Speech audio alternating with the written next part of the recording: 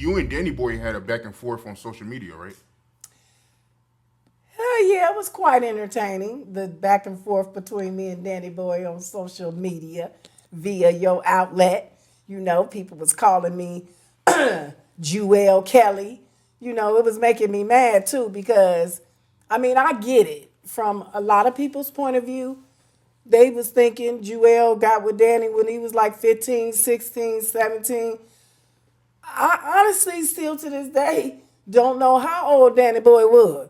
But I'm just letting y'all know. I make mistakes. But Danny Boy wasn't one of them. I'm not no pedophile. I wouldn't do that. So I think even in his book, he was saying he be lying about his age. But I did talk to Danny, and he said that he would do sit down with me and him and with you, Art. So the people, they can get a one-on-one, well, a two-on-two on one with me, you, and Danny Boy. And you said Danny Boy had a fake ID, right? Because if I'm not mistaken, I think he said that wasn't true or something like that. So this is the thing with the fake ID. Okay, so on death row, a lot of people talk about a lot of things. I was told by Suge, and I was in Meech. His son played Tupac in the movie. Me and Meech, we used to work in the studio together every You're the day. producer. So, you know, he produced with Troop and, you know, Teddy Riley, people like that. He knew about the fake ID or heard that Danny had a fake ID. Now, I never saw it, but I heard just like everybody else, he had a fake ID. You know what I mean? So he was saying that wasn't true, but it's still been floating around there that he actually did have a fake ID. So I don't really know. You know what I'm saying? I just know I ain't no rapist. And when I said I like them young, I meant my husbands were like 7 or 8 years younger than me. So that's how that go. And we could clear that up, you know, with the one-on-one with Danny Boy with you at a later date. We're going to dig into some more of that juicy stuff. What was your reaction when you heard Danny Boy, tell that story about you? Because before he did my interview, he said it in his book. So when did you find out that he said that? I'm not on social media a lot. You know what I'm saying? And even though things come out, I don't be like paying attention to it. So it actually really shocked me when I found out that Danny Boy was gay. I didn't even know that at first. So that was a shock to me. You know what I'm saying? Because Danny Boy, he's very talented. I always had a lot of respect for him. You know what I'm saying? And I thought we were super, super duper cool.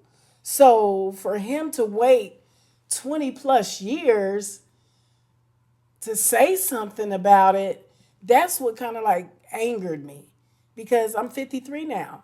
I have 3 boys of my own. I have grandbabies. Now, I'm not no stranger to the Juicy Ones because I did do that record. But at the time that I did that record, I wasn't even sucking the Juicy Ones. I had to do that later on to make sure, you know what I'm saying, if it came down to it, I could talk about what I could talk about what I knew. But yeah, it angered me a bit because it was just like so long ago. Um, I'm not perfect. I'm not an angel, but I did, however, change my life. You know what I'm saying? I went back to my first love, which was the church. So with anything, you grow from your past and you make yourself into a better person and you try to have a better future. So at the time that that thing came out, I was in the process of releasing an album. You know what I'm saying? I had refrained from all sexual activity. You know what I'm saying? After my divorce in 2016, I hadn't been in any physical relationships. I talked to one guy, named Ray for like 2 years, but we never physically met. So it threw me off and it angered me a bit. Danny Boy, he also said when he first got to Death Row, people was warning him about you, like watch out for Jewell. Well, and I took that like he was trying to say that I was sleeping with a lot of people. That's why I had responded back like, I never slept with Dr. Dre. I never slept with Suge. I never slept with the D.O.C. I never slept with DJ Quick. I never slept with Daz or Corrupt. I never slept with RBX. I never slept with OFTB. So it was like, I started going down the roster like, who is the people and what was they telling you? But I guess what he was saying was, I used to be a big flirt, or I used to kind of use the intimidation factor. So I would always be messing with people like that, and they would be scared of me.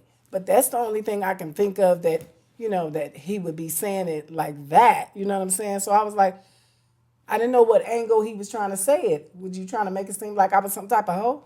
I ain't no hoe. Yeah, I heard from people that was on death row, and I don't know if you was just doing it just to see if they'll do it, like to challenge their manhood or whatever. But you'll like randomly tell people to pull out their Johnson or whatever. Well, I wouldn't just be telling people to whip it out, you know what I'm saying? But I was a big jokester. I've always been a big jokester. And, a lot of those Negroes, I'm going to just say Negroes back then because we ain't really supposed to be saying niggas, you know what I'm saying? And we're supposed to be uplifting the black community. But a lot of those Negroes back then, they always used to be bragging on their stuff. So I used to be like, okay, well, whip it out and I'll suck it. That's how I used to be back in the days. I wasn't no punk, but, then they be like, oh, Jewell gone. You know what I'm saying? But at that particular time in my life, honestly, Art, if they probably would have whipped it out just so wouldn't be no punk, I probably would have sucked it. I ain't gonna lie.